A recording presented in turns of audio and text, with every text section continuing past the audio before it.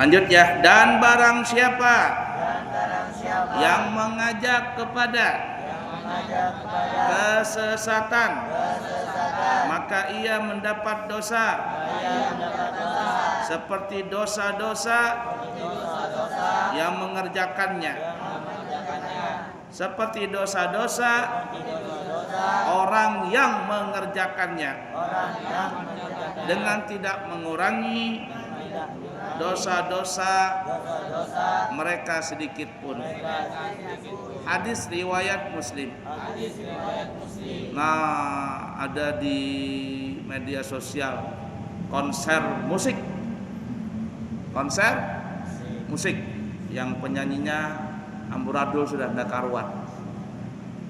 Lalu bikin status di mana namanya itu, Facebook, bikin status di Instagram, bikin status di WhatsApp, dibaca sama orang.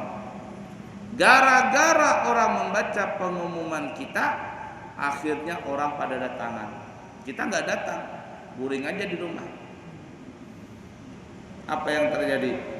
Orang bermaksiat di tempat itu, naudzubillahi min dzalik, kita nang kada tahu-tahu dapat dosa. Kenapa? Karena tadi membuat status yang jelek-jelek. Hati-hati. Memberitahu orang. Jadi jangan sembarangan untuk memberi kabar, berita buruk. Nah, orang zaman sekarang ini gampang sekali diprovokasi, di framing mereka punya otak tuh. Gampang sekali. Ya. Naudzubillahi min dzalik. Nah, kita berhati-hati jangan sampai seperti itu. Hadis yang ketiga. Wa an Abi Al-Abbasi Sahal bin Sa'ad As-Sa'idi radhiyallahu ta'ala anhu anna Rasulullah sallallahu alaihi wasallam qala yauma Khaybara la'u'tiyanna ar-rayata ghadan rajulan yaftahullahu ala yadayhi yuhibbullaha wa rasulahu wa yuhibbuhullahu wa rasuluhu fabatan nasu gadau ala Rasulillah sallallahu alaihi wasallam kulluhum yarju an yu'taha faqala aina aliyu ibnu Abi Talibin faqila ya Rasulullah huwa yashtaki ainaihi qala fa arsilu ilaihi fa utiya bihi fa basaqa Rasulullah sallallahu alaihi wasallam fi ainaihi wa da'a lahu fabari'a hatta ka'an lam yakun bihi waja'un fa'a'tahu ar-rayata faqala Aliyun radhiyallahu ta'ala anhu ya Rasulullah uqatiluhum hatta yakunu mithlana qala umfud ala rislika hatta tanzila bisahatihim thumma ad'uhum ilal Islam wa akhbirhum bima yajibu alaihim min haqqillahi ta'ala fihi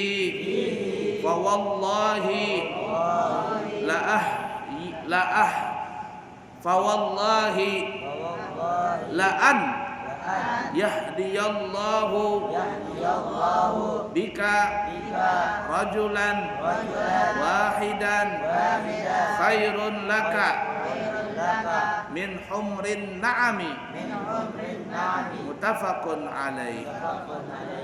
Dari Abul Abbas Sahal bin Sa'ad As-Sa'idi, semoga Allah meridainya, bahwasanya ketika perang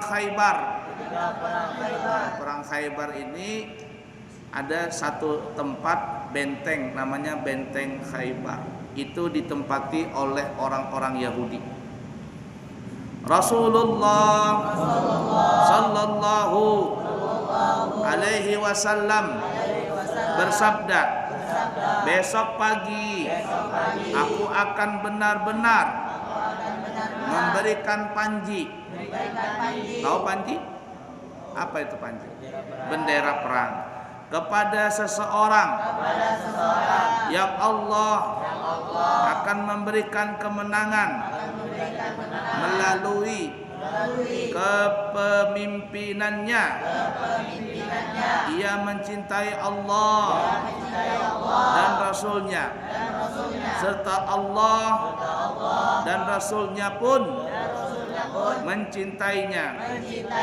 Semalaman orang-orang ramai membicarakan siapakah di antara mereka yang akan diserahi panji itu. Pagi harinya mereka datang kepada Rasulullah sallallahu alaihi wasallam dan semuanya mengharapkan agar dirinya yang diserahi panji itu. Kemudian Rasulullah sallallahu alaihi wasallam bersabda, di manakah Ali bin Abi Thalib? Lalu ada yang menjawab, wahai Rasulullah, ia sedang sakit mata. Beliau bersabda, panggillah ia kemari. Ketika Sayyidina Ali datang, maka Rasulullah sallallahu alaihi wasallam meludahi kedua matanya dan mendoakannya. Lantas seketika sembuhlah penyakit itu, seakan-akan ia tidak kelihatan kalau baru saja sakit mata.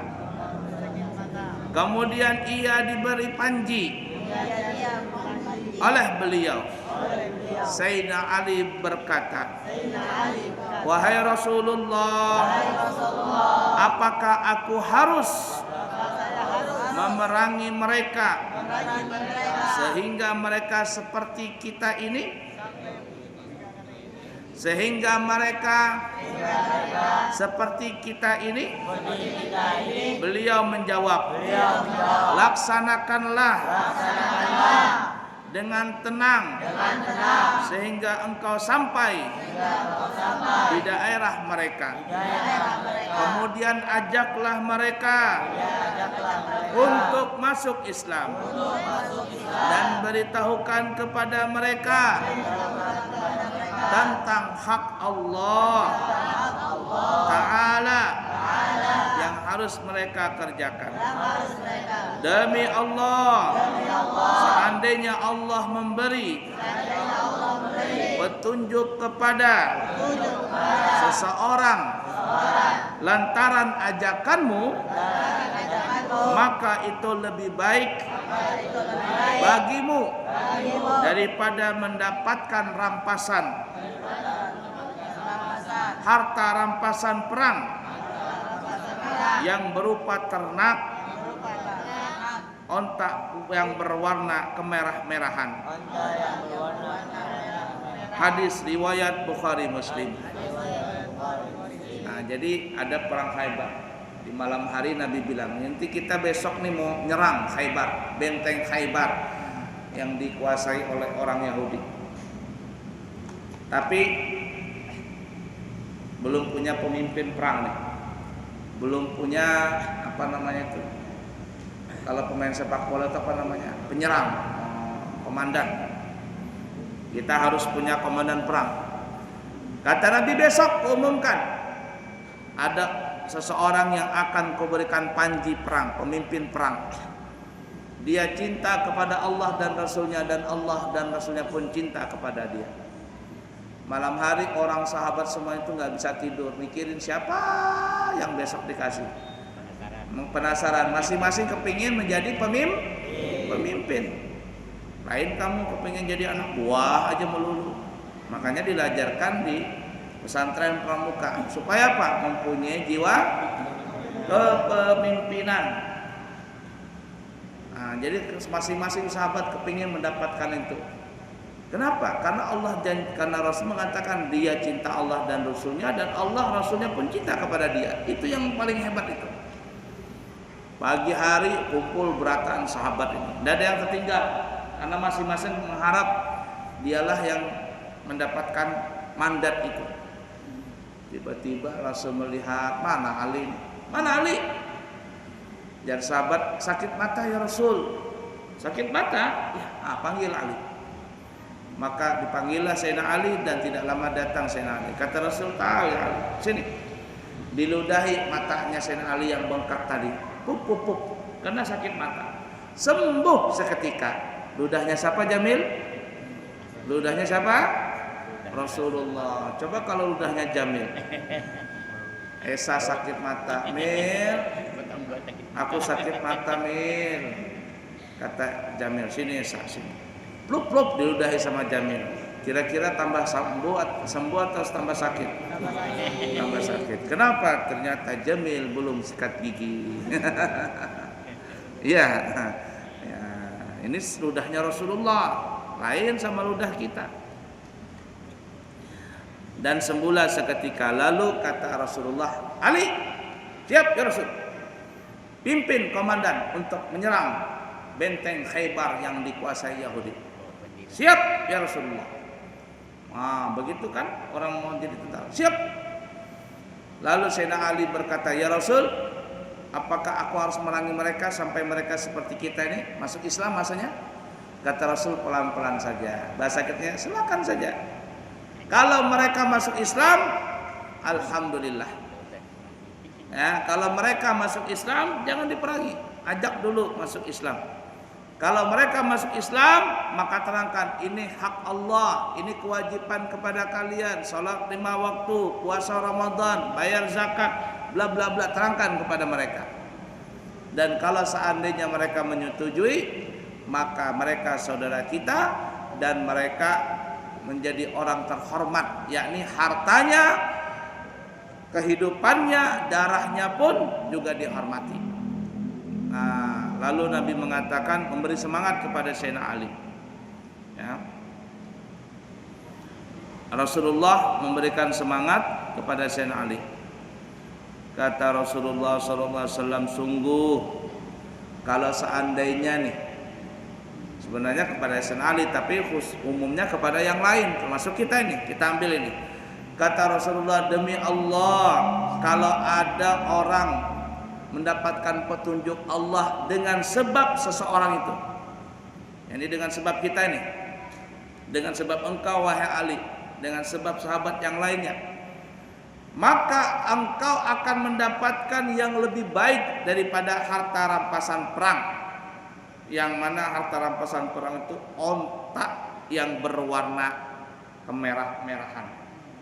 Artinya ini lebih baik memberikan orang masuk Islam dapat petunjuk daripada mendapatkan mobil Alphard. Alphard kah paling mahal? Kamu paling suka apa? Ferrari kah?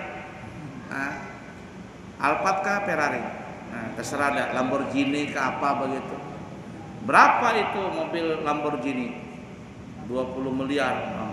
Lebih baik pahalanya lebih besar di sisi Allah dengan memberikan petunjuk orang itu bisa masuk Islam daripada hanya cuman mendapatkan harta rampasan perang. Apalagi sudah dapat harta rampasan perang, dapat juga memberikan hidayah agar orang masuk Islam. Login apa? Login kan? Login. Nah, kalau sudah login, masya Allah. Kalau kita masukkan orang Islam, masuk orang Islam dengan sebab kita, setiap kali orang itu sholat, puasa, zakat, mengaji, haji, apapun kebaikan, kewajiban dalam Islam dia kerjakan.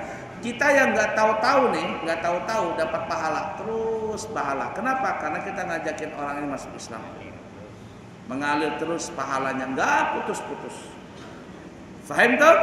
Nah, jadi ajaklah yang baik-baik aja, jangan ajak yang jelek ya. Jangan ngajakin teman yang jelek-jelek. Nanti setelah pengajian sama Abuya, kita keluar masjid, biar orang ajan kita keluar belanja. Siapa yang ngajakin itu? Begitu. Kata Abuya, jangan keluar masjid, duduk aja. Nanti selesai sholat berjamaah, setelah salaman baru keluar masjid. Nah, yang ngajakin itu akhirnya duduk teman-temannya di masjid, itu dapat pahala itu. Tapi kalau selesai pengajian tuh keluaran begitu tuh. Ada yang keluar ikutin semuanya. Jamil ikut, siapa lagi ini? Faiz ikut, Ilham ikut, banyak ikutin keluar sana. Siapa yang ngajakin tuh? Awas. Nah, kena sanksinya juga. Faham tuh? Paham gak maksud Abu ya? Jangan ngajakin yang jelek-jelek, yang baik-baik saja. Wallahu a'lam bishawab.